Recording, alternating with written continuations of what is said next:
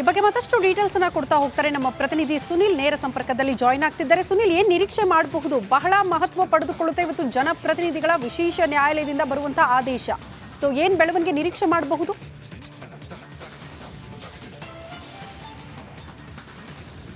S ಶ್ರುತಿ, CM Siddaramaiah ವಿರುದ್ಧದ ಆರೋಪಗಳಿಗೆ ಸಂಬಂಧಪಟ್ಟಂತೆ ನಿನ್ನೆಯಷ್ಟೇ ಹೈಕೋರ್ಟ್ನಲ್ಲಿ ಆದೇಶ ಹೊರಬಿದ್ದಿತ್ತು.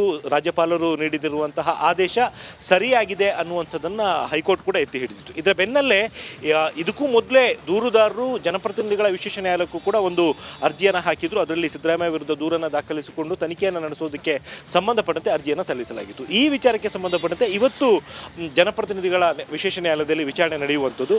ಸೊ ಎಲ್ರಿಗೂ ಸಹಜವಾಗಿ ಕುತೂಹಲ ಇದೆ, ಯಾವ ರೀತಿ ಒಂದು ಆರ್ಡರ್ ಬರುತ್ತೆ ಅನ್ನುವಂಥದ್ದು.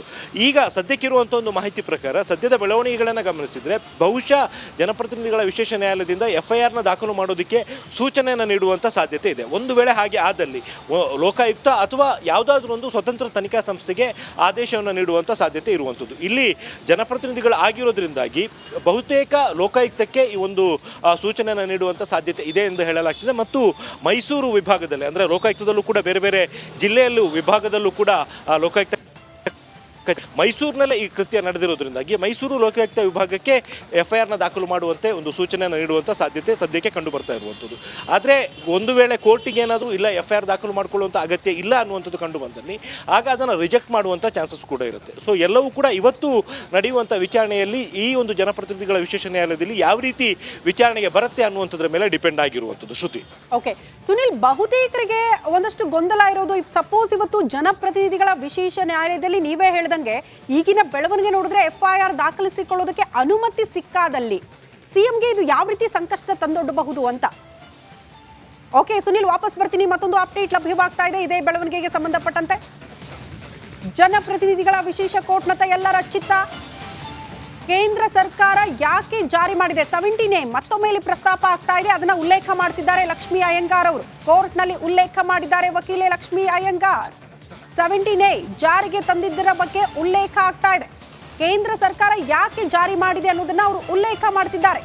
17A ಅಂತ ಆದ್ರೆ ಇಲ್ಲಿ ಪ್ರಾಸಿಕ್ಯೂಷನ್ಗೆ ಅನುಮತಿ ಅನ್ನುವಂತಹ ವಿಚಾರ ಬರಲ್ಲ, ಬದಲಾಗಿ ಒಂದು ಪ್ರಾಥಮಿಕ ತನಿಖೆ ನಡೆಸೋದಕ್ಕೆ ಅವಕಾಶ ಇರುತ್ತೆ. ನಿನ್ನೆ ಹೈಕೋರ್ಟ್ ಕೂಡ ಇದೇ ವಿಚಾರವನ್ನ ಪ್ರಸ್ತಾಪ ಮಾಡಿರೋದು. 17A ಅಡಿಯಲ್ಲಿ ಪ್ರಾಥಮಿಕ ತನಿಖೆ ಮಾಡಿ ಒಂದು ವರದಿಯನ್ನ ತರಿಸ್ಕೊಳ್ಳಿ ಅಂತ. ಹಾಗಾಗಿ ಲಕ್ಷ್ಮೀ ಅಯ್ಯಂಗಾರ್ ದೂರುದಾರ ಸ್ನೇಹಮಹಿ ಕೃಷ್ಣ ಅವರ ಪರ ವಕೀಲರು ಇವರು ವಾದ ಮಾಡ್ತಿದ್ದಾರೆ, ಹಲವು ವಿಚಾರಗಳನ್ನ ಪ್ರಸ್ತಾಪ ಮಾಡ್ತಿದ್ದಾರೆ.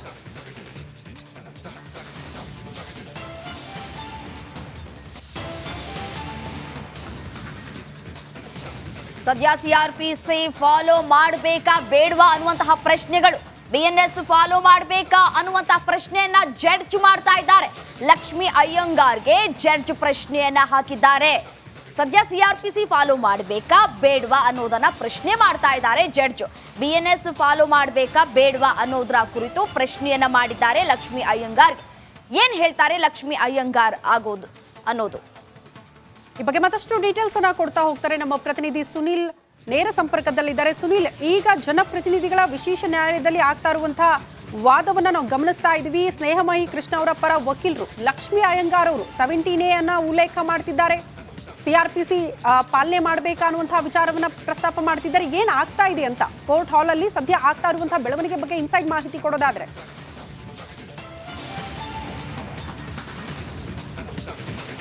ಎಸ್ ಶ್ರುತಿ, ಸ್ನೇಹಮಯಿ ಕೃಷ್ಣ ಅವರು ಸಲಹಾ ದೂರಿಗೆ ಸಂಬಂಧಪಟ್ಟಂತೆ ಇವತ್ತು ವಿಚಾರಣೆ ನಡೀತು. ಹೈಕೋರ್ಟ್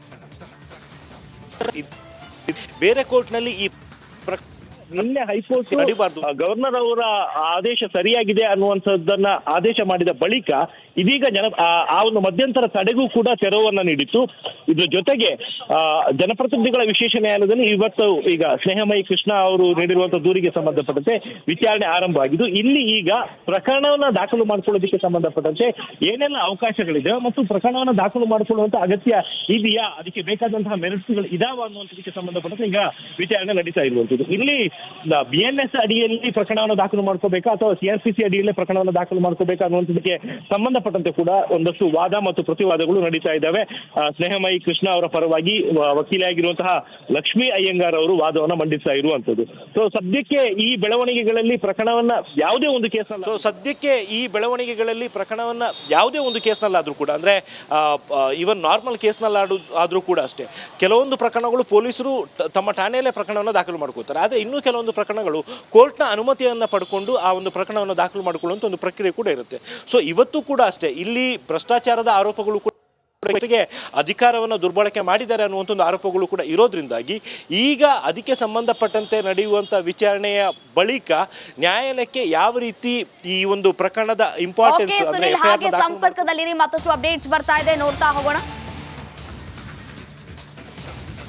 17A ಅಡಿ BNS 218 ಅಡಿಯಲ್ಲಿ ಓದ್ಕೊಳ್ಬೇಕಾ? ಹೈಕೋರ್ಟ್ ಆದೇಶದಲ್ಲಿ ಈ ಬಗ್ಗೆ ಉಲ್ಲೇಖವನ್ನ ಕೂಡ ಮಾಡಲಾಗ್ತಾ ಇದೆ. ವಕೀಲೆ ಲಕ್ಷ್ಮಿ ಅಯ್ಯಂಗಾರ್ರಿಂದ ಉತ್ತರವನ್ನ ಕೂಡ ನೀಡಲಾಗ್ತಾ ಇರುವಂತದ್ದು. 17A ಅಡಿ BNS 218 ಅಡಿಯಲ್ಲಿ ಓದಿಕೊಳ್ಳತಕ್ಕದ್ದು. ಜಡ್ಜ್ ಕೇಳಿರುವಂತಹ ಪ್ರಶ್ನೆಗೆ ಲಕ್ಷ್ಮಿ ಅಯ್ಯಂಗಾರ್ ಅವರ ಉತ್ತರ ಇದಾಗಿದೆ. ಈ ಬಗ್ಗೆ ಮತ್ತಷ್ಟು ಡೀಟೇಲ್ಸ್ ಅನ್ನ ಕೊಡ್ತಾ ಹೋಗ್ತಾರೆ ನಮ್ಮ ಪ್ರತಿನಿಧಿ ಸುನಿಲ್, ನೇರ ಸಂಪರ್ಕದಲ್ಲಿ ಜಾಯಿನ್ ಇದ್ದಾರೆ.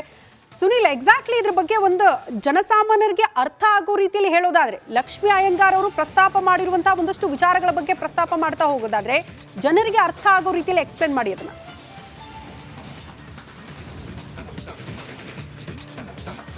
ಅಡಿಯಲ್ಲಿ ಪ್ರಕರಣವನ್ನ ದಾಖಲು ಮಾಡ್ಕೋಬೇಕು ಅನ್ನುವಂಥದ್ದಾಗಿದ್ರೆ ಸೊ ಅದಕ್ಕೆ ಸಂಬಂಧಪಟ್ಟಂತೆ ಅನುಮತಿ ನೀಡುವಂತ ಪ್ರಕ್ರಿಯೆಗಳು. ಈಗ ಸಾಮಾನ್ಯವಾಗಿ ಯಾವುದೇ ಒಬ್ಬ ಸರ್ಕಾರಿ ಅಧಿಕಾರಿ ವಿರುದ್ಧ ಪ್ರಕರಣವನ್ನ ದಾಖಲು ಮಾಡ್ಕೋಬೇಕು ಅಂದ್ರೆ ಅದಕ್ಕೆ ಪ್ರಾಸಿಕ್ಯೂಷನ್ ಅನುಮತಿಯನ್ನ ಪಡ್ಕೊಳ್ಳೇಬೇಕು ಅನ್ನುವಂಥ ಒಂದು ನಿಯಮ ಇದೆ. ಈಗ ಯಾವುದೇ ಸರ್ಕಾರಿ ಅಧಿಕಾರಿ ಇರ್ಬೋದು, ಈಗ DYSP ಇರ್ಬೋದು ಅಥವಾ SP ದರ್ಜೆ ಅಧಿಕಾರಿ ಇರ್ಬೋದು ಅಥವಾ IAS ಅಧಿಕಾರಿ ಇರ್ಬೋದು, ಅವರ ವಿರುದ್ಧ ಪ್ರಕರಣವನ್ನ ದಾಖಲು ಮಾಡ್ಕೋಬೇಕಂದ್ರೆ ಅವರಿಗಿಂತ ಮೇಲ್ಪಟ್ಟಿರುವಂತಹ ಹಿರಿಯ ಅಧಿಕಾರಿಗಳು ಪ್ರತಿಯೊಂದರಲ್ಲೂ ಕೂಡ ಕಾಂಪಿಟೆಂಟ್ ಅಥಾರಿಟಿ ಅನ್ನುವಂಥದ್ದು ಇರುತ್ತೆ, ಅವರ ಕಡೆಯಿಂದ ಅನುಮತಿಯನ್ನ ಪಡ್ಕೊಂಡು ಮಾಡ್ಬೇಕು. ಸೊ ಇಲ್ಲಿ ಈಗ ಪ್ರಶ್ನೆ ಇರುವಂತದ್ದು CM ವಿರುದ್ಧ ಈ ಒಂದು 17A ಅಡಿಯಲ್ಲಿ ಪ್ರಕರಣವನ್ನು ದಾಖಲು ಮಾಡ್ಕೋಬೇಕು ಅಂದ್ರೆ ಅದಕ್ಕೆ ಗವರ್ನರ್ ಕಡೆಯಿಂದ ಅನುಮತಿಯನ್ನ ಪಡ್ಕೋಬೇಕಾ ಬೇಡುವಾ ಅನ್ನುವಂಥ ಒಂದು ವಿಚಾರಗಳು ಕೂಡ ಇರುವಂತದ್ದು. ಸೊ ಇದೇ ವಿಚಾರಕ್ಕೆ ಸಂಬಂಧಪಟ್ಟಂತೆ ಈಗ ವಾದ ಮತ್ತು ಪ್ರತಿವಾದಗಳು ನಡೀತಾ ಇರುವಂತದ್ದು. ಈಗ BNS ಹೊಸದಾಗಿ ಆಗಿರುವಂತಹ ಭಾರತೀಯ ನ್ಯಾಯ ಸಂಹಿತೆ ಅಡಿಯಲ್ಲಿ ಪ್ರಕರಣವನ್ನು ದಾಖಲು ಮಾಡ್ಕೋಬೇಕಾ ಅಥವಾ ಈ ಹಿಂದೆ ಪ್ರಾಸಿಕ್ಯೂಷನ್ ಅನುಮತಿ ನೀಡೋದಕ್ಕೆ ಬೇಕಾದಂತಹ ನಿಯಮಗಳಿರುವಂತ. ಎಸ್ ಸುನಿಲ್, ಧನ್ಯವಾದಗಳು ತಮ್ಮೆಲ್ಲ ಮಾಹಿತಿಗೆ.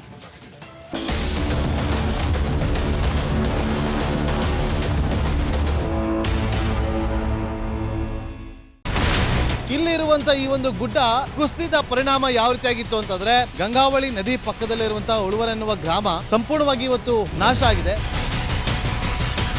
ಮನೆ ಮಠ ಏನಿಲ್ಲ, ಎಲ್ಲ ಹೋಗ್ಬಿಟ್ಟಿದೆ. ಇವತ್ತು ರಿಪಬ್ಲಿಕ್ ಕನ್ನಡ ಮಾಡಿದಂತಹ ಒಂದು ವರದಿಯಿಂದಾಗಿ ಎಚ್ಚೆತ್ತುಕೊಳ್ಳುವಂತ ಕೆಲಸ ಸರ್ಕಾರ ಮಾಡಿದೆ, ಸಚಿವರು ಕೂಡ ಮಾಡಿದ್ದಾರೆ. 2 ಗಂಟೆಗೆ ಸುದ್ದಿ ಮೂಡಿಸಿದ್ದು 6 ಗಂಟೆಗೆ ಎಲ್ಲ ಸಚಿವರು ಮಿನಿಸ್ಟರ್ ಎಲ್ಲ ಬಂದು ಇಲ್ಲಿ ನೋಡೋಗಿದ್ದಾರೆ. ಎಲ್ಲಾ ಜನರಿಗೂ 1,20,000 ಮತ್ತೆ ಅವರಿಗೆ ಮನೆಗೆ 5 ಲಕ್ಷ. ಈ ಸುದ್ದಿಯನ್ನ ಎಲ್ಲ ಒಂದು ಅಧಿಕಾರಿಗಳಿಗೆ ಮೂಡಿಸಿದ್ದಕ್ಕಾಗಿ ರಿಪಬ್ಲಿಕ್ ಕನ್ನಡ ಟಿವಿಗೆ ಧನ್ಯವಾದ ಹೇಳಿ ಇಷ್ಟಪಡ್ತೇವೆ. ಮನೆಯೂ ಕೊಡ್ತೇವೆ, ಮಕ್ಕಳ ಶಿಕ್ಷಣಕ್ಕೆ ತೊಂದರೆ ಆಗದೆ ಇದ್ದಂಗೆ ಹೆಲ್ಪ್ ಮಾಡ್ತೇವೆ. 1,20,000 ಮನೆ ಯಾರ್ದ್ರ ಡ್ಯಾಮೇಜ್ ಆಗಿದೆ ಅದನ್ನ ಕೊಡ್ತೀವಿ ಅಂತ ಒಪ್ಕೊಂಡಿದ್ದಾರೆ. ನಮ್ಮ ಕಷ್ಟಕ್ಕೆ ನೀವು ರಿಪಬ್ಲಿಕ್ ಕನ್ನಡದವರಾದಂತ ನೀವು ನೆರವಾಗಿರ್ತೀವಿ ನಾವು ನಂಬಿದ್ದೇವೆ. ಅವರಿಗೆ ಸೂರನ್ನ ಕಲ್ಪಿಸಿಕೊಡೋವರೆಗೂ ಕೂಡ ರಿಪಬ್ಲಿಕ್ ಕನ್ನಡ ಅವರಿಗೆ ಧ್ವನಿಯಾಗಿ ನಿಲ್ಲುವಂತ ಕೆಲಸವನ್ನ ಮಾಡ್ತೇವೆ.